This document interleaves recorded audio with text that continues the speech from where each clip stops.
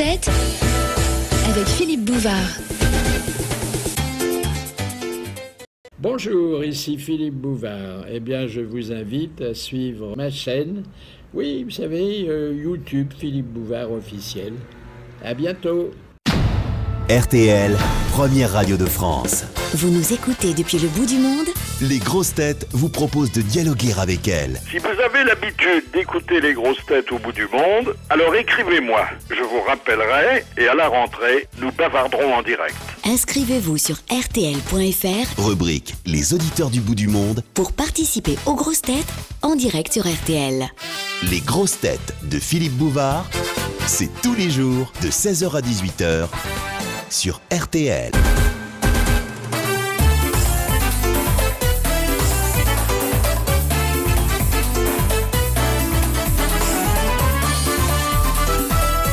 Les grosses têtes de l'été avec Philippe Bouvard Sur RTL. Bonjour. Il m'a semblé que le mariage de Laurent Gérard et de Plantu s'imposait. Ils pratiquent tous les deux le même humour décapant, l'un par la voix, l'autre par le crayon, à l'égard des grands de ce monde qui ne leur en imposent jamais. Gérard, qui a découvert qu'on pouvait autant triompher dans les librairies que sur les scènes, publie un album de photos irrévérencieuses et détournées qui transforme, grâce aux bulles dont il les a assorties, Nicolas et Carla en personnages de légende. Naturellement, rien n'est vrai, mais tout est vraisemblable et toujours hilarant. Par exemple, dans les propos échangés par la première dame de France et le souverain pontife. De même, les apartés de Nicolas et de son ministre des Affaires étrangères, ou la cour effrénée qu'il fait à Angela, relèvent du possible. Chemin faisant, on apprend que Gérard a tellement peur des microbes qu'il ne met jamais la main sur une poignée de porte sans se protéger d'un mouchoir, qu'il ne décolère pas contre Internet, nouveau système de délation via les forums et les blogs, et qu'il remercie chaque matin le bon Dieu des imitateurs d'avoir inscrit Benoît XVI sur son catalogue.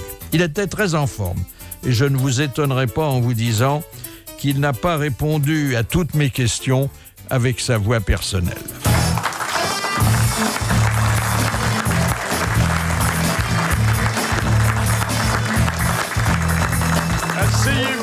Asseyez-vous, Laurent Gérard, et considérez-vous comme placé en garde à oui. Ah, c'est belle. Voici donc un album somptueux, faut le dire les choses comme elles sont. dites-le, oui. Nico et Carla, Story, journal intime, très intime. Alors, vous connaissiez certaines choses sur le couple, et ce que vous connaissiez pas, vous l'avez complètement inventé. Oh, je crois pas, non, tout est vrai. Alors, êtes-vous certain du petit nom que Nicolas donne à Carla? Carlita? Alors, d'abord Carlita, mais ça, c'est probable. Oui. Mais quand ils sont tous les deux à une cérémonie et que vous faites dire à Nicolas... T'as vu, Mamour, on est au premier rang. Bon.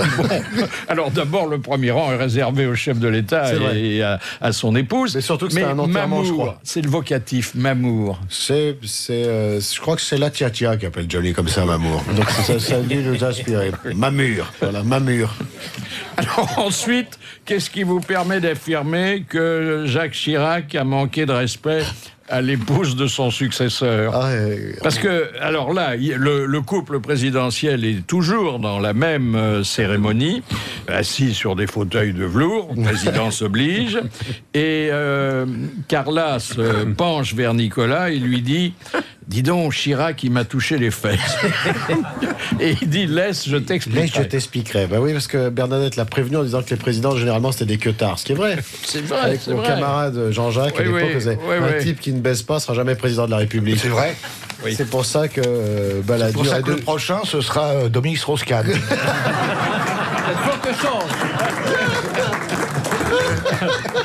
Alors, voici donc plein d'entretiens secrets que vous révélez plein de positions ou de photos qui étaient demeurées inexplicables. Par exemple... Jamais retouché, Philippe. Jamais retouché. Contrairement à Carla Bruni. Jamais retouché les photos. Nous avions ici longuement daubé sur une photo qui représente, après un sommet à l'Élysée, la plupart des participants qui sont réunis sur les marches du perron et qui regardent quelque chose sur une marche qu'on ne voit pas. Et là aussi, vous faites la lumière. Oui, évidemment. Quand on monte les pieds de quelqu'un, c'est qu'elle a marché dans une merde, généralement. Et ça, personne n'avait émis cette hypothèse. Eh ben, c'est pourtant la vraie. Et je pense que c'est Berlusconi avec sa tête de Playmobil qui vient de marcher dedans. Oui, il s'en est marre. Après, il a dû s'en servir pour faire sa peinture.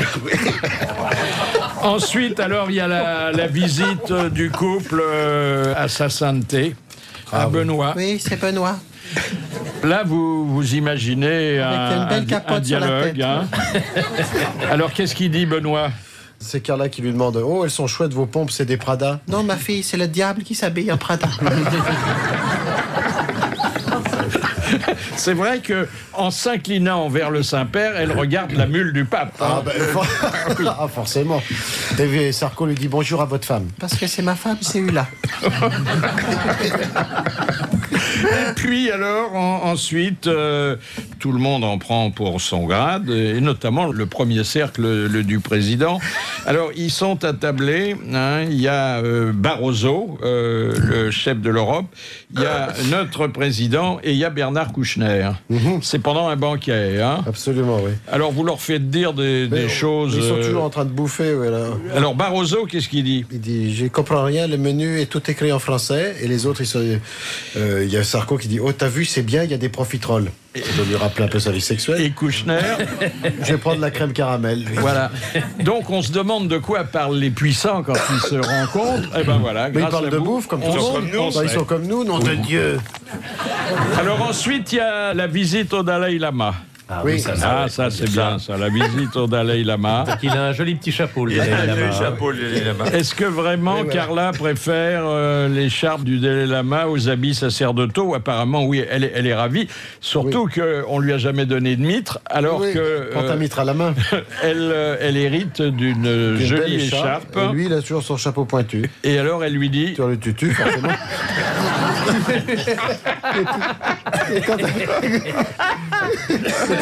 Et surtout, c'est quand lui, il l'offre à Sarkozy, il dit « Vous l'auriez pas en bleu ?» Alors ensuite, il y a eu, pendant cette visite au Vatican, le moment où Carla a posé au milieu des princes de l'Église. Des radis noirs, oui. Oui. Et alors, vous lui faites dire quelque chose qu'elle n'a sûrement pas proféré, mais qu'elle a peut-être pensé. Ouais, elles sont moches, vos robes, les mecs. C'est pas des robes, c'est des soutanes. C'est très joli, ça va très bien au teint. Que moi qui suis en blanc, c'est pas pratique avec ces grosses chaleurs en Afrique et la diarrhée. Ça tâche, ça fait les auréoles. Ensuite, il y a le couple franco-allemand, vous ne pouviez pas le rater. Ah bah non, parce qu'ils sont toujours ensemble avec le notre président, ils sont... moi, je remarque quand même qu'au début, c'était Nicolas qui passait la main dans le dos, et en tout bien, tout honneur à Angela, et qu'aujourd'hui, Angela, elle pose la main sur l'épaule. Vous l'avez vu, hein? Je l'ai vu. Ah oui, oui. Elle est très libérée. Dessus, carrément. Elle est très tactile maintenant. Mais t'as pas remarqué qu'elle ressemble... Il l'a libérée, oui. Elle ressemble de plus en plus à Droupi. Oui, elle ressemble à Droupi. Alors, il lui fait un compliment que, heureusement, elle ne comprend pas. Hein. Il dit... T'as moins de bourrelet, on dirait. T'as perdu ton pneu. Ah oui. Et heureusement, elle lui dit was. Oui. Elle n'a pas compris. Non, hein, heureusement. Ça aurait vraiment altéré nos relations avec l'Allemagne, n'est-ce pas?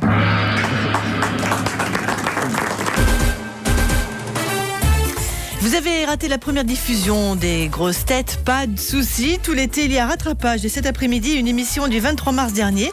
Et il y avait dans le grand studio de la rue Bayard, Jean-Jacques Perroni, Jean Amadou, Philippe Chevalier, Jacques Balutin, Éric Legérias et l'invité d'honneur, Laurent Gérard. C'était pour l'album Nico et Carla Story.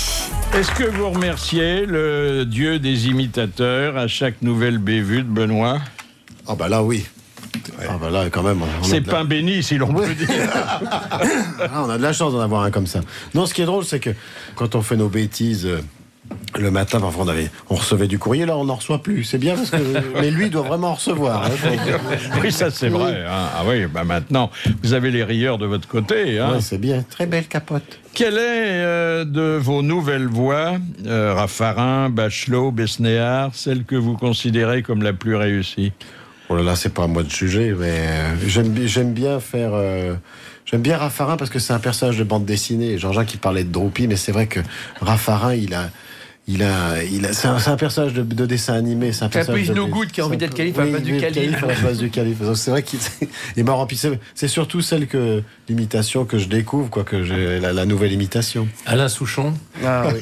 Alors, Raffarin, il était connu avant que vous vous en occupiez, mais Besnéard, il vous doit sa petite notoriété. Hein. Alors, pour l'anecdote, mon cher Philippe, un jour, il m'a appelé, Dominique Besnéard, il m'a dit: merci, hein, merci. Alors, tous les chauffeurs de taxi me reconnaissent maintenant. Et il va avoir sa marionnette au Guignol et il sait à qui il la doit. C'est gentil. C'est pas chez Golène. Bachelot vous a remercié? Mais oui. Avec un gros bisou de Chabal. Chabal, tout plein de poils. C'est vrai qu'on l'a vu plusieurs fois. En train de tenter le gorille, ouais. Oui. Elle est plus dans les vestiaires qu'à son bureau au ministère. Et lui, il est plus dans les pubs qu'en train de marquer des essais. Oui. Il vient d'en marquer un. Attends, il en a marqué un l'autre jour. Il faut bien l'entendre. Il a marqué. Alors, non, il y a un truc quand même aberrant, c'est que j'ai lu dans la presse là aujourd'hui qu'il avait refusé de tourner avec Clint Eastwood. Ouais. Faut le faire quand même. Il fait des pubs à la con et il tourne pas avec Clint Eastwood. Oui, mais c'est normal, c'est un sportif, il n'a pas toute sa tête. Hein. Peut-être qu'il sait pas qui c'est. Oui, en plus. Oui. Est-ce que le leitmotiv que vous prêtez à Nicolas Sarkozy avant chaque imitation, et il l'emploie dans la réalité? Je pense que c'est parti je pars toujours d'un fait vérifiable. C'est pour ça qu'on n'a jamais eu de procès avec mon camarade Jean-Jacques, avec mes camarades. C'est à le goût, parce qu'on part toujours de faits vérifiés et vérifiables. Le pape, par exemple, on sait que c'est vrai. Mais vous voulez ça pourquoi? Je vais vous le dire. C'est ce côté-là. J'ai pas de problème. Je dis les choses. Oui. C'est ce que choses. Les orateurs appellent d'ailleurs un palier de réflexion. C'est pour se donner le il a temps. besoin de palier parce qu'il est petit. En plus, Avez-vous renoncé définitivement à imiter François Fillon? Oui, parce que je vois pas ce que je vais lui faire dire. Mais il parle jamais, c'est l'autre qui parle à sa place. Oui, non, sauf que maintenant, il monte un peu en première ligne. Mais est-ce que la voix est suffisamment... il est un peu lisse, il est un peu fade, quoi. C'est pas... Oui, comme l'était Fabius, c'est difficile pour les imitateurs. Comme Jospin, on l'a trouvé tard avec Jean-Jacques, ce qu'on a remarqué j'ai dit, qu'est-ce qui me dérange chez Jospin? En fait, il me rappelait mes profs. Oui. Donc c'est parce qu'il en avait l'impression qu'il faisait une dictée, tu te souviens? Oui, les farines animales. C'est parti là-dessus. Alors revenons à l'album. Il y a une visite réelle, d'ailleurs, puisque toutes ces photos ont été faites par des professionnels. Elles sont authentiques, bien sûr. Authentiques et même pas en recoupé. Alors ils vont voir Rachida Dati après son accouchement. Hein. Oui. Sarkozy, il a un truc, c'est qu'il est toujours en train de se marrer et de montrer du doigt. Je ne sais pas si vous avez remarqué. D'ailleurs, quand on a fait le tri des photos, il est toujours en train de montrer du doigt, de donner des grandes claques dans le dos à tout le monde et de se marrer avec les gens. Donc là, il arrive à l'hôpital et apparemment, il fait rire le personnel médical. Il dit, dis donc, et heureusement qu'elle n'a pas eu un garçon, elle l'aurait appelé Zorro. Et puis alors, de temps en temps, ou même assez souvent dans votre album, encore plus que dans la réalité, il y a des proutes. Il y a une complicité entre Carla et Nicolas dans des circonstances apparemment officielles. Et d'ailleurs, vous avez raison, Philippe. Ce qu'on remarque, c'est qu'ils sont assez complices tous les deux. Oui. Ils sont aussi en train de se marrer. Ils se chuchotent des choses. Oui, par exemple, Fadela Amara. Oui, qu'est-ce qu'il dit alors? Non, c'est Carla qui dit Fadela Amara, t'as vu, elle est peignée comme un dessous de bras. Et l'autre, il est en train de se marrer. Mais c'est vrai. Et puis alors, il y a des grandes rencontres officielles que vous prenez pas plus au sérieux d'ailleurs. Hein. La rencontre avec un patriarche orthodoxe. Hein. Ah oui. Il a dit oui, vous savez, ma femme, elle est déjà très pop. Et elle dit... C'est bizarre ce Père Noël tout en noir. Alors on aime bien quand ils sont déguisés, quand ils ont des soutades, quand ils ont des chasubles, on aime bien. Ensuite, ils sont assis tous les deux dans une réception très officielle. Et lui regarde ce que vous avez l'air de considérer comme un menu de restaurant. Oui. Hein. Bon alors, il dit, je vais prendre l'arrêt au beurre noir, l'arrêt au beurre, puis une forêt noire à la banane. C'est bien ça? Et elle se plaint. Elle dit, j'ai pas de menu. Ça veut dire les mannequins bouffent pas trop. Hein. Alors ça, c'est presque très politique. Hein. C'est la libération d'Ingrid Betancourt. Ouais, elle lui dit, oui, c'est Betancourt qui revient de Koh-Lanta. Et qui lui dit, alors t'es plus avec Cécilia? C'est qui elle? Et Cécilia répond, tu trouves pas qu'elle a bonne mine pour une otage? Oui. Et c'est vrai d'ailleurs. Oui, c'est vrai. Sauf que, elle a tout de suite remarqué que c'était plus la même femme, hein, quand même. Ah oui. Elle a l'œil. C'est une fille. Je viens de remarquer, page 47, et j'ai la confirmation, page 54, Carla Bruni ne met pas de string, mais des slips. Ah mais oui, t'as raison. Ça se voit. Elle met des culottes, des petites culottes. J'avais repéré ça depuis un moment, moi déjà. Oui. Ah, mais Regarde oui. des gens qui s'excitent là tout de suite. Je note seulement, monsieur Perroni, que vous n'avez jamais fait la même observation pour Bernadette. Bernadette. C'est des sloggies. La dégaine. Elle porte des gaines. Elle met des sloggies. Oui, c'est vrai qu'on voit bien qu'elle a une petite culotte. Ah, c'est une petite culotte. Les sumo adorent s'amuser avec quand ils sont dans la panière à linge. Alors, à propos de Bernadette, qui a été récemment décorée par Nicolas. Oui, hein, c'est vrai. Je voudrais vous faire entendre, et ça remonte à beaucoup plus loin que la semaine dernière, Thierry Leluron, qui, lui, s'était inspiré d'une autre décoration. C'était Mitterrand qui épinglait Alice Sapritch. Bien, l'événement qui nous réunit aujourd'hui. Ici. À l'Élysée, hein? Bon, ça aurait pu être ailleurs. Bon, mais c'est là. Bon, puisque Alice, vous le souhaitiez. C'eût pu être chez Lippe que nous fréquentâmes tous deux. Maintenant, je n'en ai plus le loisir, ce qui n'est pas votre cas. Bien, Alice, je vous ai vu dans Eva Braun, dans Le Fureur en folie. Je vous ai vu dans le striptease de la folie des grandeurs, dans En tenancière de bordel, dans Au plaisir madame. Je vous ai vu dans Le clochard dans mon jardin, et puis dans cette œuvre impérissable, Assassino, sans parler de la princesse Baraka, pour toutes ces œuvres au nom de la France. Chère Alice, je vous remets cette distinction honorifique, ô combien méritée. Jean Delors, hein?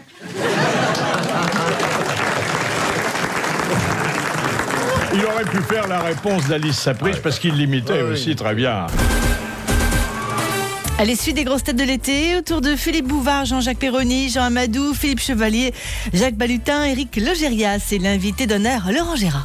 Question de Madame Royer-Donfleur qui a dit « Le plus dur en France, c'est de devenir chômeur. Avant, il suffisait de rater son certificat d'études. Maintenant, il faut au moins avoir le bac, la licence ou l'agrégation. » Un homme politique? Alors, pas un homme politique, mais quelqu'un qui s'est beaucoup moqué des politiques. Il est mort? Oui. Coluche? Des proches? Non. Un gars comme ça, quoi. Oui. Guy Bedos? Non. Non, il est mort. Il est mort. Il est pas mort, Guy Bedos? Arrêtez de faire c'est pénible maintenant. Ça va vous réconcilier encore plus avec lui, Philippe, vous allez voir. Il est mort. Blanche? Non. Francis? Non. Un chansonnier Ah, il était assimilé au chansonnier, mais bon... Jean Rigaud? Il faisait un travail très, très différent. Il était comédien? Oh, il était tout. Boris Vian? Il était auteur, il était comédien, et puis c'était un homme de ressources.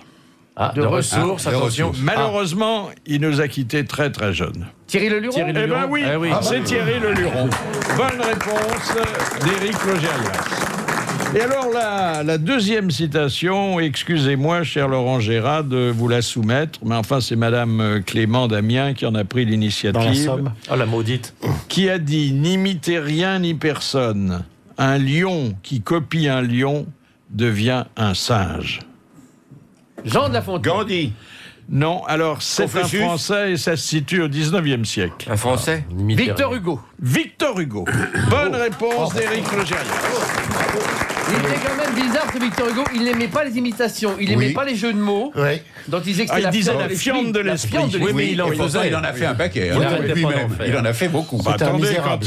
quand il inventait même des mots, quand il dit Gérimadette Gérimadette, dans par mots exemple. endormis, hein, ça nous est resté en travers de... Bon, C'était très bucolique ce poème Bouse endormi. Oui, Ah oui, mais Ah, il c'est même lui. il voulait pas Il faisait qu'on- même attendez, il voulait pas qu'on ait ses poèmes en musique. hein. la copine Ferré de était très en Bose, colère, d'ailleurs. c'était Ruth la Moabite.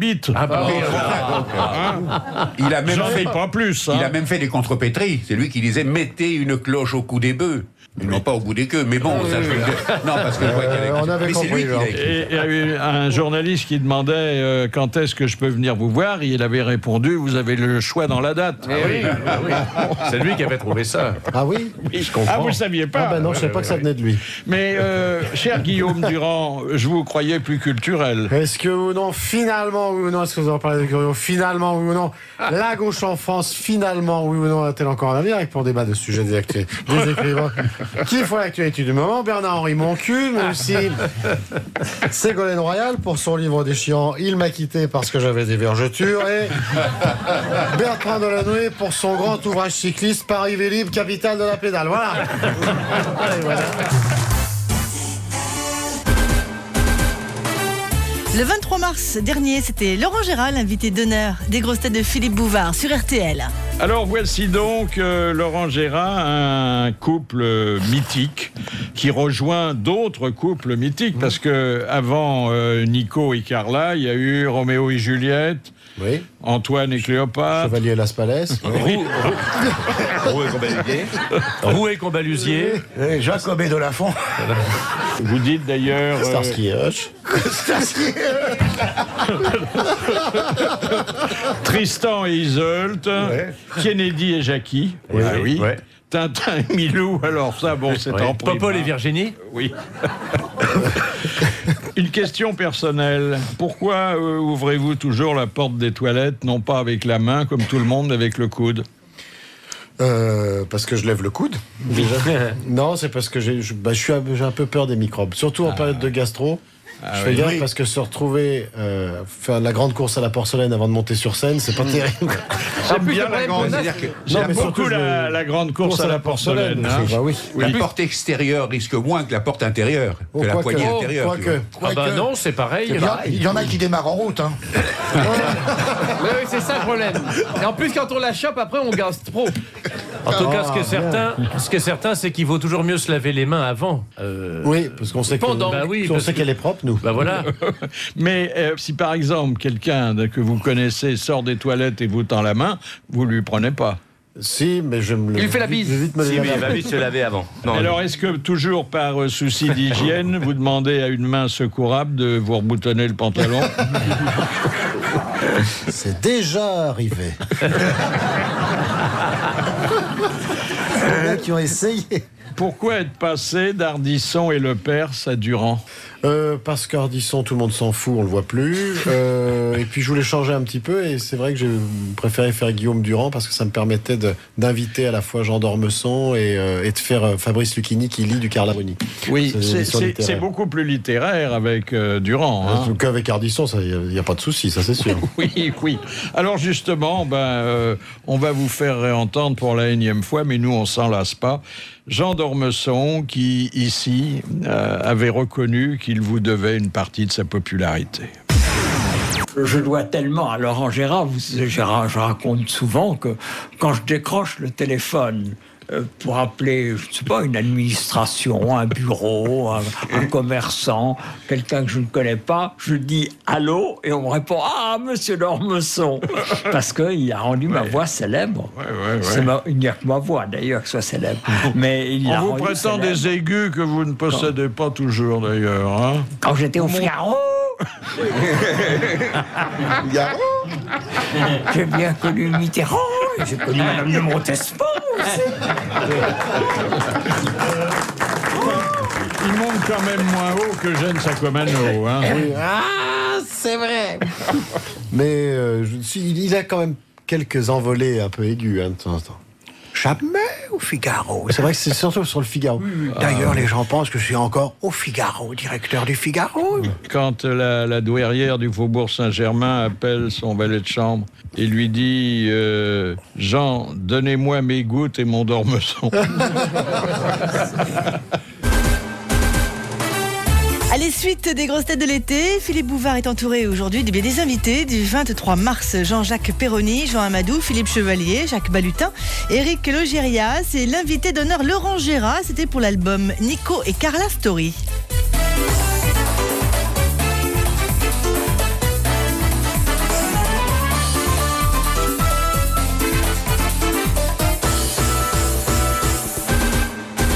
Est-ce pour faire plus sérieux que vous portez désormais une cravate sur scène? Non, c'est... Parce que bon, vous êtes très jeune, ça commence pas à tomber pour autant, non? Je porte souvent une cravate à cause souvent de la clim.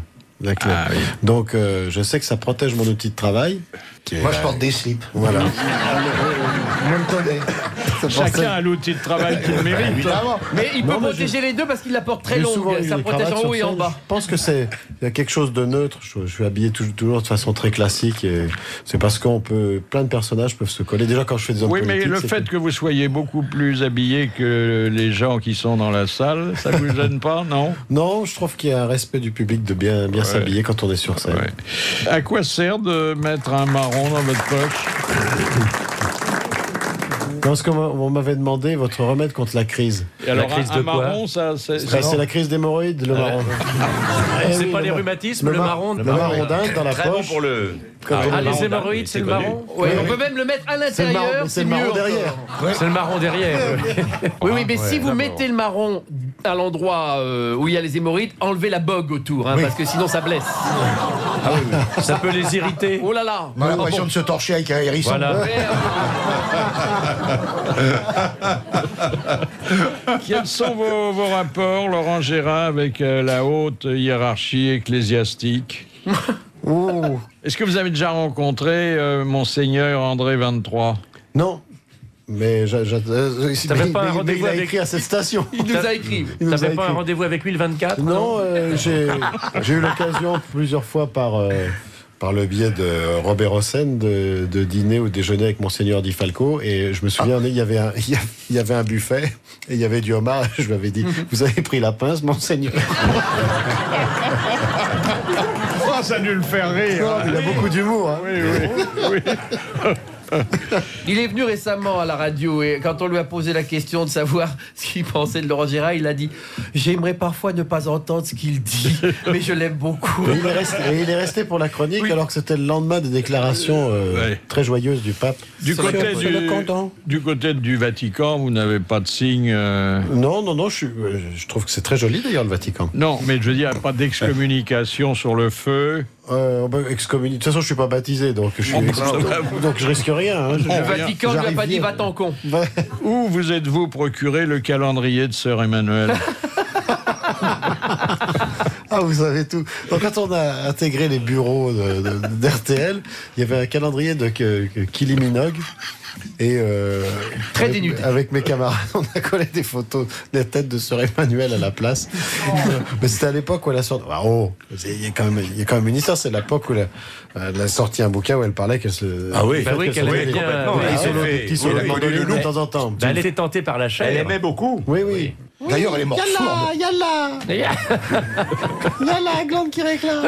Je te dis, elle est morte sourde.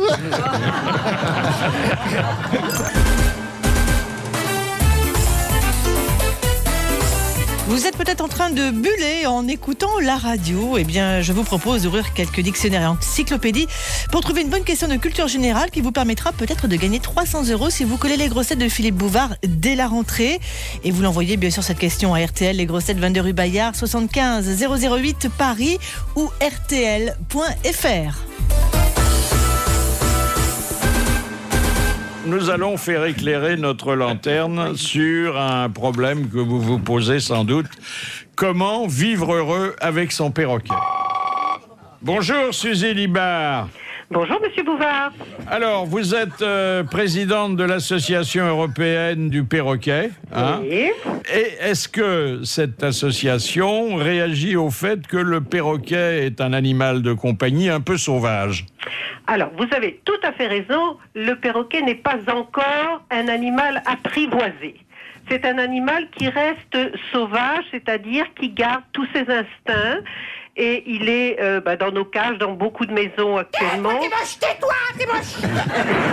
Excusez-nous, c'est notre perroquet à nous qui est resté sauvage. Non, mais les perroquets ont raison parce qu'ils parlent souvent à propos et c'est très très bien. Bon, le perroquet est pour certains, parce que vous le signalez bien, tous ne parlent pas. Non. C'est un oiseau qui peut prendre la voix humaine, comme Laurent Gérard, qui est à côté de moi aujourd'hui. Ah. Mais est-ce qu'il y a une relation intelligente pour autant qui peut se nouer entre le maître et l'animal? Tout à fait. Le perroquet peut parler et répondre, non pas à répéter bêtement tout ce qu'on lui dit, mais vraiment parler par moment. Moi, j'ai un perroquet... Enfin, attendez, il est quand même rare que, comme un ordinateur, il puisse vous dire autre chose que ce qu'on lui a appris, hein? Oh, c'est beaucoup plus drôle qu'un ordinateur, Monsieur Bouvard. Ça, c'est vrai. Parce qu'il n'y a pas Ségolène Royal. Non, mais par exemple, est-ce qu'il envoie une chose amusante qu'on lui a apprise? Est-ce qu'il l'envoie en situation? Tout à fait. J'ai une belle petite histoire à vous raconter, mais j'ose presque pas vous la raconter. Oui, madame, on risque plus rien ici. Allez, ton plaisir, viens, ton plaisir. Et c'est une histoire vraie. Il y a un perroquet, une dame qui est malade.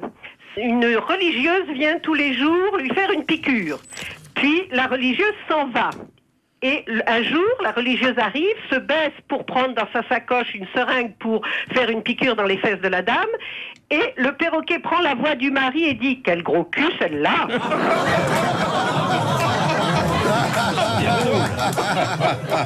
Oh bah on s'amuse avec un perroquet. Hein. Ah, je peux vous assurer qu'on s'amuse vraiment. Ah non, ça c'est très drôle. Alors on cite les perroquets, souvent de gens connus à qui on apprend à imiter la sonnerie du téléphone. On n'a pas besoin de leur apprendre, ils le font tous.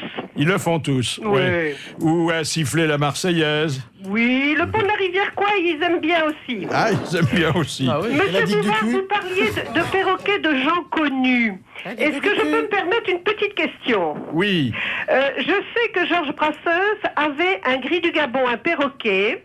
Et je cherche partout à savoir qu'est devenu ce perroquet. Je n'arrive pas à trouver. Attendez, combien de temps vit un perroquet? Un gris du Gabon vit entre 50 et 70 ans. Ah oui, bah, il est à la retraite alors aujourd'hui. Hein. Oui, mais il peut vivre encore. Il est peut-être à 7. Albert Algou, qui est un perroquet, nous disait qu'il y avait le perroquet de Churchill. Oui.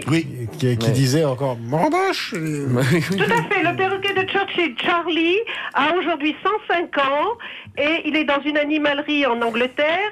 Et Charlie dit encore tous les jurons et toutes les phrases que Sir Winston Churchill disait contre nos amis qui ne l'étaient pas à l'époque allemands. Fuck the German.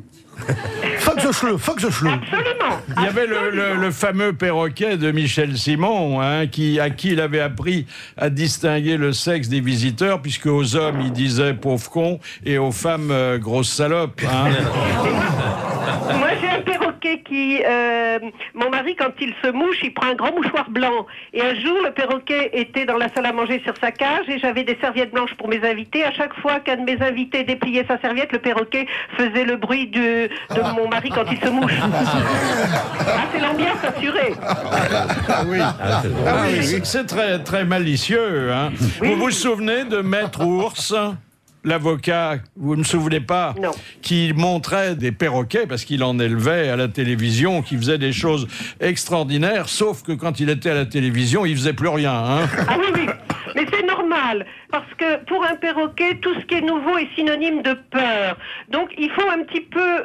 c'est là où la relation entre le maître et le perroquet est importante. Parce que dans la nature, le perroquet a un référent, il y a des gens qui les protègent, il y a le perroquet qui protège le groupe. Et nous sommes, quand nous avons notre perroquet à la maison, nous sommes le référent du perroquet. Et le perroquet finit par savoir que nous n'allons pas autoriser des choses qui vont lui faire mal. Donc il nous fait confiance. Madame Libert, combien avez-vous de perroquets chez vous? J'ose pas vous dire, mais j'en ai 40. Oh là, oui, d'accord. Est-ce qu'ils bavardent entre eux? Oui, alors. Ils bavardent entre eux. Et alors, ils appellent le chien. Quand je bouge la boîte de croquettes, ils appellent...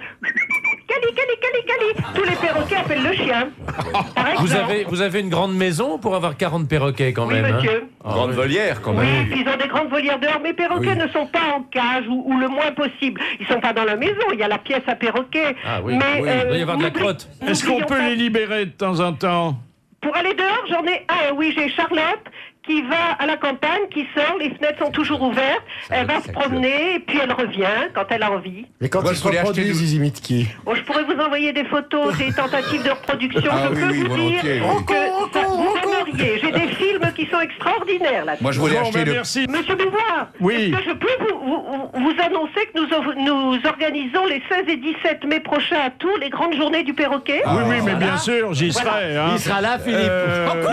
Moi, je voudrais, en vous remerciant, vous conseiller un film qui va beaucoup vous plaire. C'est un film de Gad Elmaleh et il s'intitule Coco.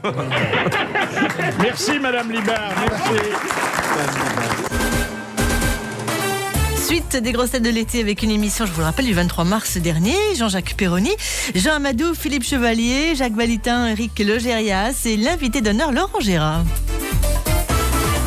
De temps en temps, mais assez rarement, dans votre album, il y a un des proches du président qui a droit à sa petite photo. Là, c'est Rachida Dati. Elle est en train d'ôter ses chaussures. Je ne sais pas pourquoi, elle a mal aux pieds. Hein. Une godasse, oui. Et puis il y a sa collègue qui lui dit: te retourne pas, il y a bouche derrière nous. Attends, je vais lui lancer ma chaussure. Très à la mode. Ah, mais vous êtes très branché sur l'actualité. Hein. Ah bah oui, c'est notre pain.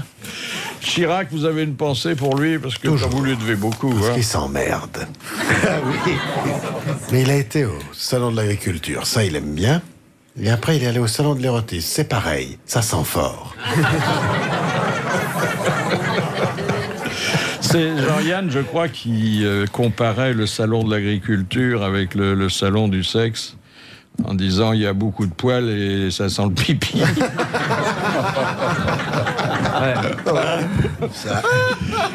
Et Alain Juppé, alors, vous avez essayé? Bah oui, je sais que vous l'avez reçu récemment. Oui. Un grand rire, comment ça s'est passé? Eh bien, écoutez, très bien.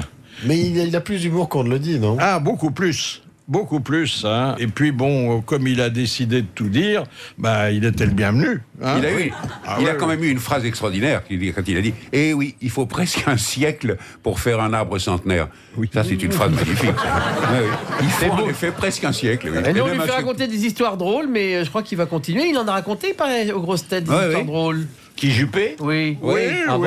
Non. L'histoire bordelaise? Non, attendez, il savait où il venait. Hein. Bon. Quand vous mettez les pieds ici, il vaut mieux venir avec des histoires qu'avec une anthologie de la poésie sanscrite. Hein. Oui.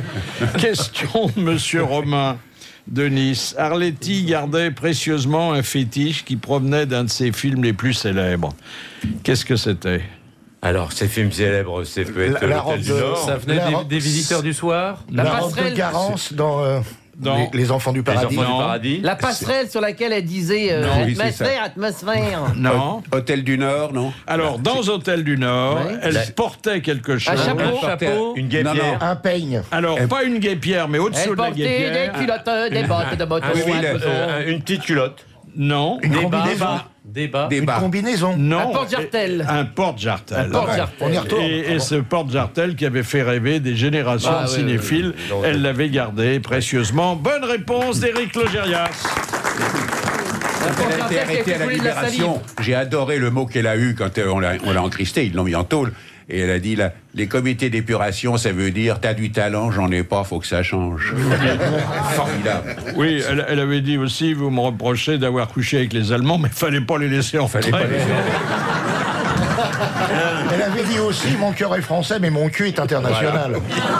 Ah, c'était une sacrée bonne femme. Ah, hein. La honte de l'invité. Oh, la honte. C'était votre première télé. Oui, c'était une première télé. C'était bizarre parce que j'imitais Popek à l'époque. Et ma moustache tenait pas, j'avais mis une espèce de scotch gris dégueulasse. Et pendant le sketch, la moustache s'était décollée. Et on voyait que ça. C'était ma première télé. C'était à Lyon. Hein, et toi, tu pensais qu'à ça, j'imagine? Je pensais qu'à... J'avais pas vu, moi. Après, j'ai revu les images. On voyait un truc. Imagine celui qui imite Chabal aujourd'hui et quand ça se décolle.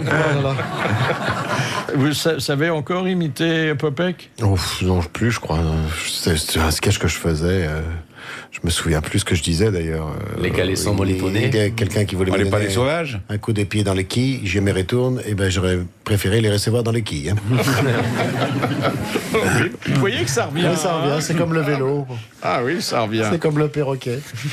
Qui a dit le spectacle, c'est un monde de loups? C'est pire qu'un monde de loups. C'est un monde où les loups ne vous rappellent pas au téléphone. Woody Allen. Woody Allen. Bonne réponse de Logérias. C'est Jacques Balutin qui va raconter l'histoire drôle, enfin en principe, envoyée par Madame Briot de Rouen. Vas-y, Jaco. Vas-y, Jaco. On peut faire taire le perroquet, là, s'il vous plaît. Ça se passe à l'école, c'est Ginette qui fait la classe en Seine-Saint-Denis. Un matin, elle dit à ses élèves, bon, on va faire un peu de sciences naturelles. Vous allez me citer 3 éléments. Alors, il y a un petit qui est madame. Oui, vas-y.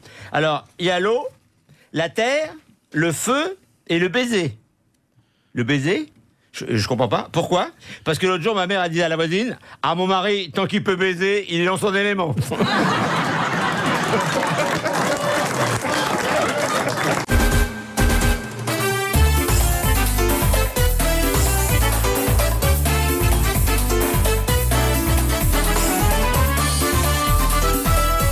Les grosses têtes de l'été avec Philippe Bouvard sur RTL. Plantu, de son vrai nom Plantureux, n'en finit pas de s'illustrer dans la caricature politique, soit en première page d'un grand quotidien du soir, soit dans un album, soit dans une exposition. Impertinent, mais honnête, il s'énerve que 99% de ses confrères soient comme lui de gauche, revendiquent d'être un moraliste, à condition de ne pas devenir un moralisateur, vitupère la censure actuelle et reconnaît que s'il a refusé une invitation à déjeuner à l'Élysée, c'est parce qu'il sait, par expérience, qu'il risque de tomber en les côtoyant sous le charme des hommes et des femmes politiques. Et généreux avec cela, puisqu'en 36 années d'une collaboration réussie qui ne lui a jamais valu aucune augmentation, il a offert une chaise à porteur à Balladur, un catogan à Giscard et un sonotone à Chirac.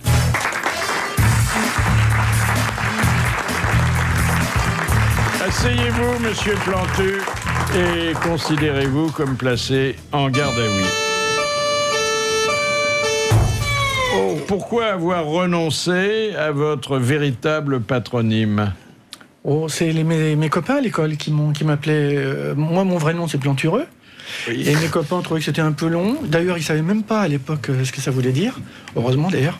Et puis, du coup, ils m'appelaient Plantu, comme ça, dans les... Oui, mais est-ce que vous ne justifiez pas ce nom de Plantureux par la place que vous occupez à la première page d'un quotidien du soir et par la profusion de symboles que vous dessinez? Oui, c'est... Je vous dis... Vous êtes un naturel généreux, plantureux. Voilà, exactement. Oui. Une femme... D'ailleurs, je dessine des Mariannes très plantureuses. Oui, Martine Aubry en éléphant du Parti Socialiste, c'était un chef-d'œuvre. On va entrer dans le détail et c'est pas triste. Est-ce que vous distinguez entre le dessin éditorial et le dessin d'illustration? Oui, il y a une grande différence. C'est-à-dire que c'est une époque où je dirais même un petit peu dangereuse, où on demande aux faiseurs d'images, que ce soit des photographes ou des dessinateurs, de faire des dessins qui ne dérangent pas.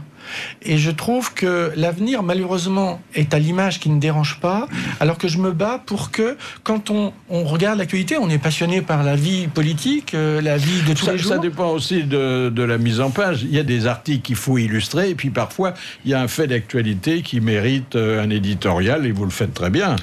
Il faut que ça vienne. C'est-à-dire que si c'est seulement une illustration, c'est sympathique, mais à la fois, ça ne fait pas rebondir le débat. Et moi, ce que j'aime bien, c'est, même quand c'est un petit peu en dessous de la ceinture, j'aime bien qu'il y ait dans le dessin, là, quand vous parliez de Martine Aubry, quand je la dessine en éléphant avec sa trompe, c'est comme ça que je la ressens en tant qu'éléphant du PS. Et même quand on m'a dit, oh, vous savez, vous avez la trompe, elle est quand même un petit peu... Je dis quoi, la trompe? Eh ben, Non, la on trompe, dit- ça aurait été gênant pour Strauss-Kahn, mais pour Martine Aubry. Mais justement, mais elle aussi, on me dit que la trompe, c'est un petit peu équivoque. Ce qui fait que je me dis que Elle est très peut-être... développée de ce côté-là. Elle a réagi ou pas, elle? Non. Beaucoup de lecteurs m'ont dit ouais, continuez, ou d'autres lecteurs qui me disaient oh là, c'est un peu exagéré.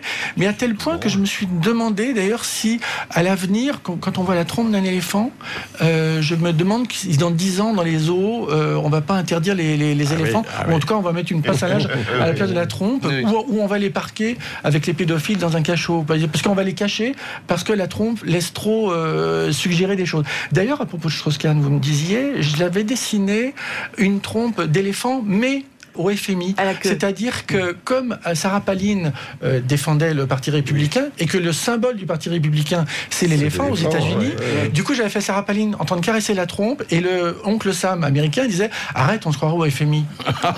Oui. Je me souviens de ce dessin. Ah oui, il allait loin. Ça, c'était très au-dessous de la ceinture. Hein. Oui, et mais ça nous choque pas. Hein. J'étais même étonné que le rédacteur en chef, vous savez, des fois un peu ch'titi. Oui. Et mais des il fois, était distrait peut-être. Non. Et c'est une période où il a ri. Oui, Clinton. Vous m'avez un peu tendu. Mais moi j'aime bien. C'est pas un journal très rigolo, hein. C'est parce que c'est un journal très rigoureux, très sérieux, que je peux me permettre de faire des dessins un petit peu déjantés. Vous êtes la bonne conscience humoristique du journal. Exactement. C'est le monde, je rappelle. Alors, est-ce qu'on peut considérer le président de la République comme le co-auteur de ce dernier album qui s'intitule Un boulevard pour Sarko? Vous avez raison, je devrais lui donner des droits. Quelque part, il me nourrit. Et à la fois, quelque part, en tant que citoyen, il m'énerve, mais à la fois, comme dessinateur, comme je suis amené à faire des dessins qui sont soi-disant des caricatures, alors qu'en fait, quand on regarde bien les dessins que je fais lui, c'est du portrait. Il est déjà une caricature en lui-même. Ce qui fait que on est tous des caricatures en soi. Oui, mais lui, c'est quand même un cas. Hein. J'ai pas besoin de vos droits d'auteur, monsieur Plantus. J'ai ma femme qui vend des albums, elle vend beaucoup de disques, ça me suffit pour vivre. Vous l'avez représenté sous toutes les formes d'ailleurs. Oui, hein. même en bretelle d'autoroute. En bretelle d'autoroute. Et il était ressemblant, c'est ça qui est dingue. À chaque fois, il est ressemblant dans tous les cas de figure. En pince à épiler, je l'ai fait il n'y a pas longtemps. Et en pince à épiler, il est encore ressemblant. Je veux dire, je sais pas quoi faire. C'est pour les travelots brésiliens, la pince à épiler. Pourquoi? Et puis en chikungunya aussi. En chikungunya, il était encore ressemblant. La ressemblance est importante dans cette spécialité. Oui, puis même si c'est pas le vrai Sarkozy, comme ça n'était pas le vrai Chirac, à la fin, ça devient mon Sarkozy et mon Chirac. Et le lecteur joue avec ça. C'est un personnage quand vous savez pas bien dessiner, vous mettez le nom sur la serviette qu'il a au bout de la main. Hein. Exactement. Il y avait un moment, Le Canuet, l'ancien ministre de la Justice, je l'ai dessiné avec un cactus sous le bras, ce qui fait que quand je dessinais un pot de cactus sous le bras, on savait que c'était Le Canuet. Il n'y avait même pas besoin de faire un truc ressemblant. Alors bon, donc vous êtes sinon sarcophile, un peu sarcophage, en tout cas sarcomane. Pourquoi avoir refusé de déjeuner à l'Élysée avec lui ? Parce que je trouvais que c'était un piège. C'est Wolinski qui m'avait dit, je suis chargé d'organiser un dîner de dessinateurs avec le président. Je lui dis, mais où tu vas là? Que tu me racontes? Et je sentais le piège. Vous savez, il n'y a pas très longtemps, il avait invité comme ça Allègre, et il y avait un piège, parce que dès qu'il est sorti de l'entretien, il y avait des photographes qui avaient été au courant et qui avaient fait une photo et qui avaient fait, donc c'était un vrai piège. Je me suis dit, si j'y vais, à tous les coups, il y aura un piège. Vous avez eu peur? Oh, écoutez. J'ai pas à avoir peur. J'ai à sentir comment je travaille l'image. Donc je sais que... Non, vous aviez peur du numéro de charme. Avec Chirac, oui, que je n'ai jamais rencontré d'ailleurs. Lui, plusieurs fois, très gentiment, il m'a proposé de venir le voir. Et alors là, à chaque fois, j'ai eu l'idée... Vous êtes timide, dans le fond. Je suis quelqu'un qui adore les femmes et les hommes politiques. Et je crois que... Françoise Giroud disait qu'il fallait jamais rencontrer ses ennemis politiques parce qu'on risquait de tomber sous leur charme. Oui, elle avait raison. Et d'un autre côté, aller déjeuner dans un palais national, c'est la seule façon de récupérer un peu de son tiers provisionnel. Enfin, quand on casse, c'est difficile quand même. Et j'ai beaucoup d'admiration pour Raphaël Baquet, que vous avez invité il n'y a pas longtemps, qui a fait un livre sur les premiers ministres. aller les voir, les rencontrer et assumer les articles qu'elle peut pondre quelques semaines après, qui sont pas toujours très gentils. Oui, mais il faut dire qu'elle a beaucoup de charme. Hein. Elle a beaucoup de charme, mais ça suffit pas. Oui, mais ça suffit pas. Parce qu'ils sont tellement teigneux, des fois. Assumer, c'est ça. Ah oui, je me souviens qu'elle avait fait un papier sur Douste Blazy qui était terrible. Et je me disais, mais comment fait-elle pour après le rencontrer? C'est qui ça déjà? C'est un ancien ministre de la Culture. Ah oui, tiens, on se souvient pas. Hein. Rouste Blasé? Ça doit être longtemps, il y a longtemps. C'était au 19e siècle. Le nom ne nous dit plus rien.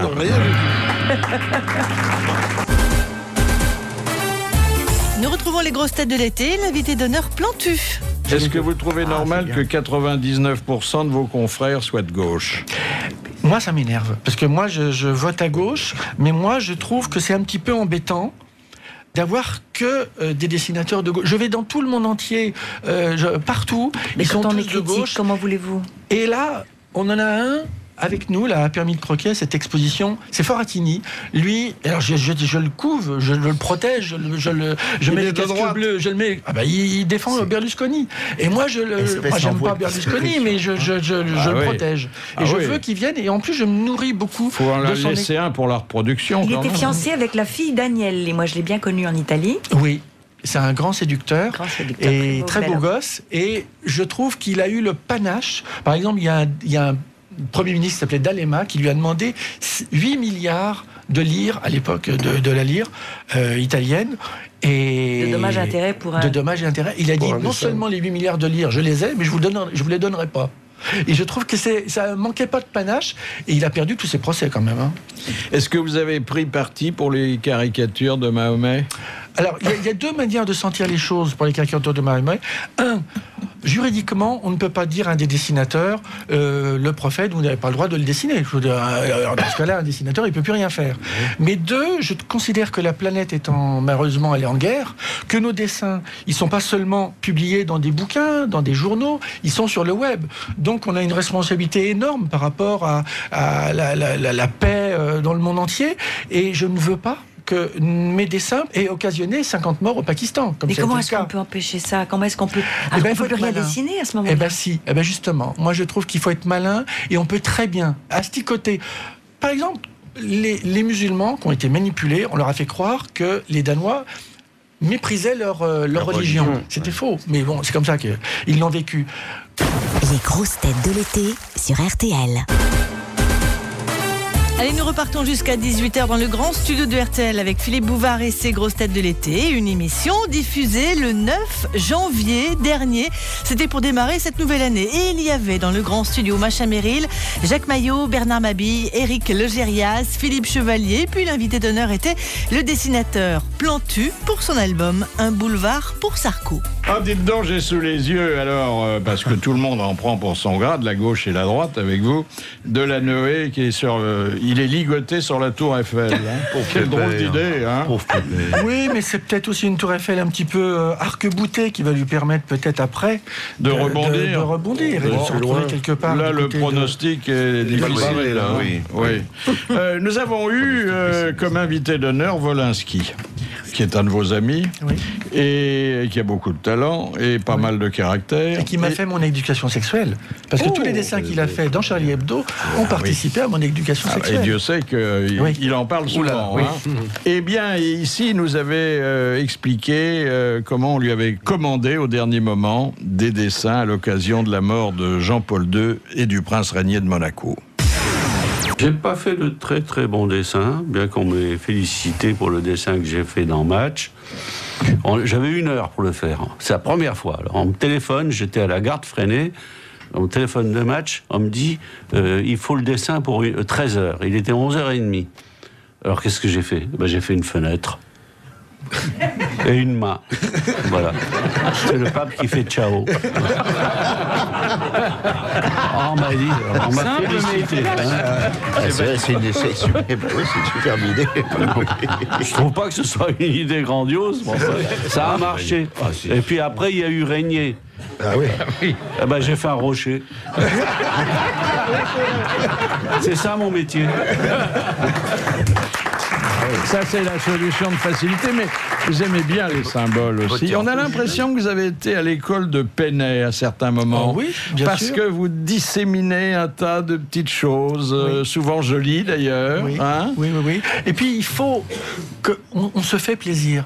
Et là, Wolinski vient de parler de Jean-Paul II, même dans la douleur, parce que moi, j'ai beaucoup critiqué Jean-Paul II, mais après, au moment de la mort de Jean-Paul II, moi, je suis pour accompagner la tristesse des croyants. Ce qui ne m'empêche pas que 15 jours après, j'ai pu faire 2 cardinaux qui sortent, qui viennent de voter pour Benoît XVI, et puis il y en a un des 2 cardinaux qui dit à l'autre « Oh, je suis pas sûr d'avoir voté pour le bon pape ». Et l'autre, il dit « Bah, c'est ce que ma femme m'a dit ».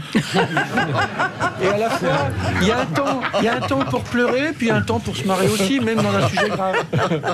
Est-ce que vous êtes aussi irrévérencieux et de la même façon, selon qu'il s'agit du Monde ou selon qu'il s'agit de l'Express? Non. Alors là, vraiment, j'ai la chance d'avoir avec moi des rédacteurs en chef qui me couvrent, qui me protègent, qui m'accompagnent et qui me nourrissent. Ils me donnent des informations pas possibles. Vous allez aux conférences de rédaction Quand je peux, oui. Et j'ai eu la chance beaucoup d'avoir des conversations. Il n'y a jamais de dessin refusé? Si, bien sûr. Quoi, par exemple? Bah, par exemple, ça c'est même un dessin que j'ai même pas osé montrer avec... Il faut dire que j'ai fait Sarkozy en tête de nœud. Et même, regardez, en tête de nœud. Il est ressemblant. Il est ressemblant. Et c'est... Bon, évidemment... Peut-être parce que c'est un dessin en 2 parties, alors ça prenait tout. Mais en fait, c'est l'œil de Sarkozy qu'on reconnaît toujours. Cette espèce d'œil de basset artésien. Et puis le nez, qui est d'ailleurs le même nez que Clinton. D'ailleurs. Et regardez, quand je regarde les pommettes de Carla, et bien quand on fait le dessin des pommettes et qu'on laisse aller son crayon avec le petit menton, elle est charmante, ça fait un petit cœur. Et ce petit cœur peut se transformer. Au début, ça fait un dessin très joli, et puis à la fin, ça devient un petit cœur qui se transforme comme ça, et ça devient la tête de nœud du président. Et ça, qu'est-ce que fait la petite souris là? Oh, ben, elle doit être en train de se... En général, elles sont en train de se machiner, tu vois. Et d'ailleurs, au moment de l'affaire Clinton et Lewinsky, j'avais fait des petites souris. D'ailleurs, l'actualité était tellement forte que dans ces cas-là, je laisse libre cours à mes petites souris. C'est pour ça qu'il y a une partie sérieuse dans mon travail, et à la fois, il y a la partie un petit peu débridée. Mais ça, c'est très très Gottlieb, la petite souris. C'est la coccinelle de Gottlieb. Exactement. C'est dans le coin en bas, le truc qui tout à coup renverse parfois la situation. Partout, il y en a plusieurs. Et même quand j'étais petit, et quand Gottlieb était petit, on était amoureux de Filament, qui est le petit personnage qui accompagne Je retrouve tout chez Mickey. Et Filament était présent avec sa petite ampoule, parce que l'ampoule, c'est toujours le symbole de l'idée, avoir des idées. Bon, donc j'ai trouvé une idée. Et donc Je retrouve tout était accompagné de ce petit filament. Et depuis, j'ai appris que beaucoup même des grands peintres ont utilisé des petits personnages. Bien sûr, chez les eau-fortistes et les graveurs, il y avait toujours en bas un symbole, plusieurs symboles qu'on retrouvait. Et le peintre Okuzai, qui a été exposé à Guimet il y a pas longtemps, il y a 2 petites souris dans un petit coin qui sont en train de se Alors il y a aussi la technique que vous pratiquez à merveille du rapprochement original et inattendu. Alors là, par exemple, pour la célébration du 150e anniversaire de l'apparition de la Vierge, qui vous représentez? Ségolène Royal. Oui. Parce que c'est vrai qu'elle a un côté un petit peu évanescent. Oui. Elle ne fait pas vrai, d'ailleurs. Non, on a l'impression qu'elle est ailleurs. Mais c'est marrant. On a un président qui a été fait sous vide et elle qui est ailleurs. Ça fait un peu peur, quand même. Elle a un côté extatique, parfois, oui. On la sent Et c'est vrai qu'elle fait un peu. Et alors, vous avez représenté le clergé, mais ce sont les dignitaires du PS qui disent nous, on n'y a jamais cru. Mais c'est vrai qu'entre sa manière de s'habiller en blanc, son espèce de grande tunique bleue mariale, elle a un côté Vierge du Poitou. Moi, je pense que c'est fait exprès. Ah, je pense, c'est étudié. Et à propos de Vierge, je vous le dis parce que ça, c'est un truc qui, en tant que graphiste, qui m'a beaucoup interloqué. Les 12 étoiles de l'Europe, eh bien, les 12 étoiles, je ne le savais pas, je ne le sais que depuis 3 mois, alors je ne vais pas faire le crâneur. Ce sont les 12 étoiles qui accompagnaient souvent dans les peintures de Murano, de la Vierge miraculeuse. Et les 12 étoiles sont un choc catholique. Et je ne le savais pas. C'est les racines chrétiennes de l'Europe, les fameuses. Oui, exactement. Et je ne le savais pas. Macha Merrill, Jacques Maillot, Bernard Mabille, Éric Legérias, Philippe Chevalier sont les grosses têtes de l'été et l'invité d'honneur de Philippe Bouvard, le dessinateur Plantu. Question de Madame Léger de Reims qui a dit: la caricature est l'hommage que la médiocrité paie au génie. C'est beau, c'est Oscar Wilde. C'est Oscar Wilde. Ah voilà. Bonne réponse de Monsieur.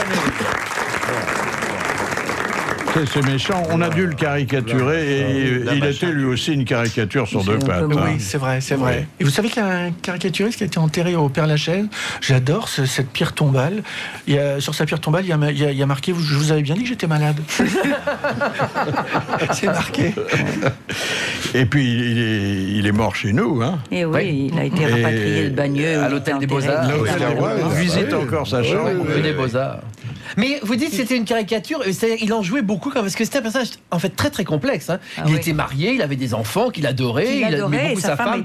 Il a eu une vraie histoire d'amour toute sa vie avec sa femme, et en même temps il était une espèce d'homosexuel symbole comme ça. Donc il était caricature et en même temps un peu compliqué, et parfois comme les dessins de Plantu, quoi. Mais il y a des gens qui aident à la caricature. C'est-à-dire qu'à la fois ils peuvent en souffrir, mais à la fois ils aident. Mais Sarko, il le fait exprès. Il y a des trucs qu'il fait exprès, non? Non, moi je crois pas. Je pense qu'il a un chikungunya dans l'épaule, qu'il l'asticote, je sais pas quoi. Alors il y a un dessin qui est particulièrement cruel, vous allez vous en souvenir. C'est tout de suite après la réception du nouveau président et de sa nouvelle épouse à Buckingham. Oui, parce que c'est vrai que dans ces cas-là, je me débrouille toujours pour les dessiner comme dans une ambiance très Buckingham, c'est-à-dire avec la reine qui est à côté. Il y a un petit Sarkozy. Couronne en tête, le grand cordon. C'est une vraie fresque, hein. Voilà, avec les fleurs, avec les bouquets, tout ça. Et puis c'est vrai qu'il y a la petite Carla, que je me débrouille toujours pour la faire très jolie, parce qu'elle est quand même jolie, et je me débrouille toujours pour qu'on voit ces petits bouts de seins qui dépassent. Et puis évidemment, il y a Sarko qui est en train de regarder son portable, parce qu'il arrête pas la tête sur l'assiette, tellement il est pris. Et alors vous lui faites dire: excusez-moi, Miss Queen, j'attends un SMS pour le match France-Angleterre. Et elle dit I can't believe it. Et en traduction, j'ai marqué purée, j'y crois pas. Comme si la reine pouvait dire purée, j'y crois pas. Mais enfin, j'aime bien qu'il y ait un mélange comme ça des gens. Enfin, le jour où je me rencontrerai à la radio, je lui demandais. Il avait regardé son portable, je crois, avec le pape. Oui, à Saint-Jean-de-Latran. Oui, exactement. Mais là, vous avez extrapolé, là. Mais mon boulot est d'extrapoler du matin au soir. Il a touché la reine. Oui, ça se fait pas. Ça se fait pas, oui. Il a mis la main sur l'épaule. Oui, parce que même Philippe la touche plus depuis très longtemps. Et il faut lui parler en anglais. Ça ne se fait pas. Vous savez ça? On ne peut pas lui parler. Il parle pas anglais. Alors qu'elle parle très bien le français. Non, mais lui, il parle pas anglais. Alors tu fais comment? Il demande à Carla. Il parlote un peu quand même. Il parlote, oui. I speak English very well. The French president speaks very well. Chirac parlait très très bien. I think that the United States are the country the best is strong in the world.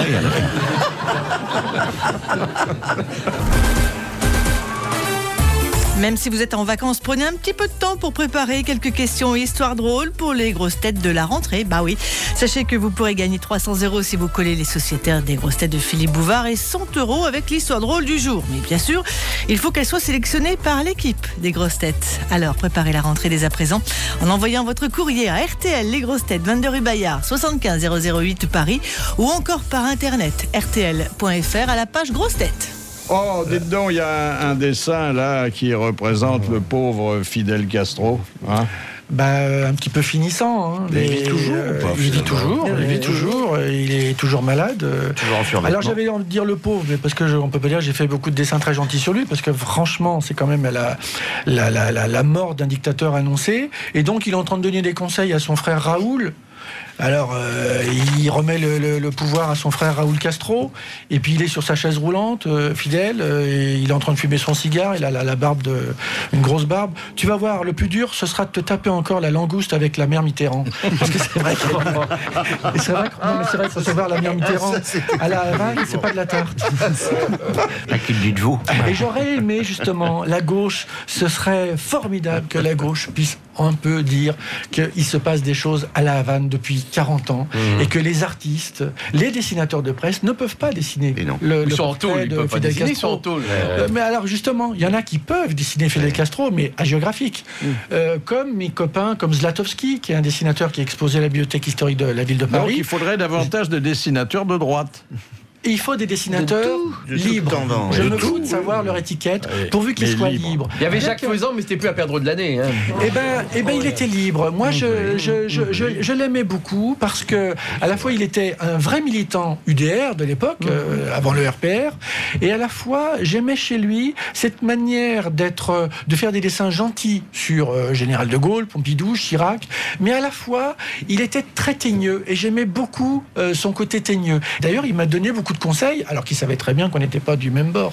Alors, Jacques Lang, vous l'avez tripé, hein? J'ai compris tripoter. Vous l'avez tripé notamment quand il s'est assis dans la balance de la réforme constitutionnelle. Oui, parce avec que... un poids qui a été décisif, puisque c'est sa voix qui a emporté le vote. Hein. Exactement, parce que moi je l'aime bien, mais des fois, évidemment, il le sait, hein, je suis pas d'accord. Et je suis pas d'accord, je le dis. Et mais il doit être content quand il apparaît dans un dessin. Des fois, il m'envoie un petit message pour me dire vous avez été un peu fort. Mais il le dit toujours très, très, très gentiment. Et c'est vrai que j'ai fait une assemblée nationale avec que des petits Sarkozy, parce qu'il faut quand même... c'est vrai quand même. Il l'emporte surtout. Et même celui qui est censé être Jacques Lang, alors il a un petit t-shirt et un petit polo différent, un petit peu violet, un petit peu jaune, tout ça. Bon, alors on imagine que c'est Jacques Lang, alors qu'en fait c'est la tête de Sarkozy. Et donc, dans ces cas-là, je peux à la fois faire un chef de l'État qui va exprimer devant le Parlement réuni, et à la fois c'est que des Sarkozy, sauf que Jacques Lang ressemble à Sarkozy. Et là, dans ces cas-là, évidemment, je ne le suis pas. Bien, comme je ne suis pas d'ailleurs Kouchner. Moi, j'aime beaucoup Kouchner, mais je trouve qu'il a fait une bêtise en allant travailler pour Sarkozy. Bon, oui, à l'âge qu'il avait, il ne pourrait plus faire grand-chose. Il ne pouvait pas, à son âge, continuer à livrer le riz. Hein. Et c'est vrai aussi qu'au sein du Parti Socialiste, il avait des idées à revendre et qu'il aurait pu... Personne les acheter. Exactement. Toute la journée à la maison avec Vous êtes leur Christine. titre de noblesse, parce que quand vous les dessinez, ils sont très flattés. Ah bah oui, quand même. C'est ça. C'est comme une Oui. décoration ou un titre. C'est comme avoir sa marionnette au Guignol. C'est un brevet de notabilité. Hein, oui. Alors, vous disiez tout à l'heure que certains journalistes vous renseignent sur, notamment dans les coulisses du pouvoir. Et je me suis arrêté devant un dessin où vous faites dire à Carla Bruni « L'Élysée, ça commence à me barber ». Alors, est-ce que vous avez des tuyaux là-dessus? J'aimerais bien en avoir. C'est-à-dire que dans ces cas-là, ça me rappelle un petit peu ce que Cécilia, la précédente femme, avait dit à son mari à l'époque, et elle se barbait et ça se voyait. Et je me suis dit, tiens, il y a peut-être un parallèle, d'autant plus que, quand même, en tant que dessinateur, quand je dessine les yeux de Cécilia ou les yeux de Carla, c'est les mêmes yeux. Les pommettes, ce sont les mêmes pommettes. Après, c'est un peu différent. Alors, puisqu'il s'agit de Nicolas Sarkozy et de ses réactions, il se trouve qu'ici, et on a eu un témoignage à la meilleure source, qui était celle de Jean-Jacques Perroni, il a donné son sentiment sur les caricatures sonores que faisait de lui Laurent Gérard. Je peux vous dire un truc sur Sarkozy. Avec Laurent Gérard, on a commencé par le faire passer, justement la période Balladur Sarkozy, on l'a fait passer avec Laurent pour le traître patenté, et Laurent l'imite très bien. Et un jour, ici, dans la maison, il est invité dans la matinée, et il nous appelle avec Laurent, et il nous dit... Vous, faut que je vous parle. Et il nous raconte un truc à tomber de rire. On avait fait un sketch avec Laurent qui était... il y avait à l'époque le salon de l'agriculture, et dans le truc d'à côté, il y avait le salon du hard. Et sexe. Et il servait de guide à Balladur. À Balladur. Et Sarkozy nous explique qu'ils sont en voiture avec Monsieur Balladur. Et le chauffeur avait mis la radio et ils entendent ça. Et Sarkozy nous explique que le chauffeur rigolait, il avait les oreilles rouges. Et derrière, lui était à côté de Monsieur Balladur. Balladur regardait le plafond de la bagnole et lui se mordait les joues pour pas rigoler. Vous m'avez foutu dans la merde. C'était un numéro grandiose, hein. À 18h tout à l'heure, les infos, RTL Soir avec Stéphane Carpentier. Mais avant ce rendez-vous, nous retrouvons Philippe Bouvard et les grosses têtes de l'été, une émission diffusée le 9 janvier dernier. Il y avait Macha Merrill, Jacques Maillot, Bernard Mabille, Éric Logérias, Philippe Chevalier. Et l'invité d'honneur était le dessinateur Plantu pour son album Un boulevard pour Sarko.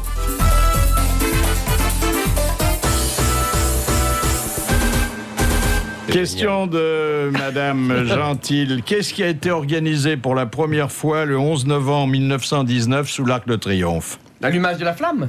Non. Le 11 novembre. C'est un rapport avec le poilu. Alors, ça appartient maintenant au rituel républicain. C'est après la guerre de 14, donc après la guerre. Le drapeau. dépôt de gerbe? Non. Quelque chose que nous sommes incapables de faire les uns et les autres. C'est très acrobatique. Non. Alors Une bonne pourquoi action? on sait On est incapable. Et d'ailleurs, là c'est où passé sous un avion, sous le truc. En avion, là, oui. Non, là où on se trouve, ce serait pas une qualité professionnelle, d'ailleurs. L'autofellation? Oh, mais non. Attends. Attends, c'est quoi? de le faire. Truc qu'on est incapable de faire quelque Dire la chose. vérité. On a Dire quelque chose à la radio. dénoncé quelqu'un. Il y a un rapport avec la radio, donc faut montrer quelque chose ou... Et ça se fait maintenant en dehors de l'Arc de Triomphe, en de nombreuses occasions. On dépose la fanfare. on dépose- La minute de silence. La minute de silence. Bonne réponse de Jacques Maillot. Ça, avouez qu'on n'est pas capable. Hein. Il n'y avait jamais eu une seule minute de silence dans le monde avant cette Ça a minute de été silence. Une instauré invention. là. Qui est-ce qui a inventé ce truc machin? Jean-Jacques Bah, Chute. le président de la République de mime l'époque. Marceau. C'est le mime Marceau. Voilà, exactement. La honte de l'invité. Vous vous souvenez? Ah bah, des hontes, j'en ai eu plusieurs. Hein. Mais en tout cas, il y en a une qui m'a beaucoup marqué, parce que je me souviens d'une fois, il y avait une journaliste qui m'a demandé de la soutenir. C'était une journaliste d'un hebdomadaire, elle m'avait demandé de la soutenir, elle avait un procès. Elle m'a dit, viens au procès. Et donc, j'arrive au tribunal. Et puis, je dis, bon, ça va, je vais dire ça au juge. Et puis voilà, ça va t'aider. Et puis je dis, mais c'est qui ton avocat? Et elle me dit, bah, c'est un tel. Je dis, mais t'es folle, il est con comme la lune.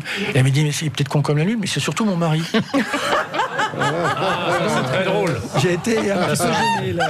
Ça, c'est la gaffe, c'est une gaffe, c'est très drôle. Ah, le truc irrattrapable. Ah, ouais. Ah, ça, c'est impossible. J'ai quand même témoigné et elle a été acquittée. Donc, Et elle a quitté son mari aussi? ça, je sais pas. Je sais pas. Dernière citation envoyée par Monsieur de Vernois de Belleville-sur-Saône qui a dit: comment appelle-t-on une femme qui sait exactement où se trouve son mari? Une emmerdeuse. Une veuve. Or, c'est quelqu'un pour qui Plantu a une certaine admiration. C'est un dessinateur? Alors, dessinateur, mondialement connu, aujourd'hui très passé. Sampé? Non. Ah bah non, Ah bah, Sampé. non, c'est c'est pas passé. sûr. Ah oui, il vit. Bosque, Ah oui, Chaval, il est mort. Jean Cocteau. Bernstein. Alors, c'est peut-être pas un caricaturiste, mais il a donné vie par son crayon. Toulouse-Lautrec. Toulouse-Lautrec? Non, c'est plus récent, c'est moins lointain. Montauban à Jeun? Il est anglais? Il est anglais? Non, il était belge. Était belge. Ah, bah, c'est Hergé. Hergé. Bonne réponse de Plantu. C'est Bernard Mabille qui m'a raconté la bonne histoire envoyée par Madame Girardin de Lyon. 3 frères trouvent qu'ils ont un trop petit sexe. Aussi, ils vont ensemble chez le docteur, qui leur préconise des pilules à prendre 1 fois par jour, pendant 1 mois, et de revenir les voir le mois suivant. Alors, ça s'est bien passé, demande le docteur. Très bien, fait le premier frère 1 pilule par jour, et maintenant j'ai un gros pénis. Ah, ma copine est aux anges. Et vous, fait le docteur en s'adressant au 2e frère. Ah, moi, génial. Comme j'en voulais une très grosse, j'ai pris les pilules 3 par 3, et là, j'en ai une de 35 cm. Mais alors, vraiment, c'est l'extase. Mais dites-moi, je ne vois pas votre 3e frère, il n'est pas venu? Ah, mais si, mais lui, il en voulait une monstrueuse. Alors, il a pris toutes les pilules dès le premier jour. Et alors, ça explique pas où il est. Ben, à l'heure qu'il est, il doit être en train d'essayer de tourner dans le couloir.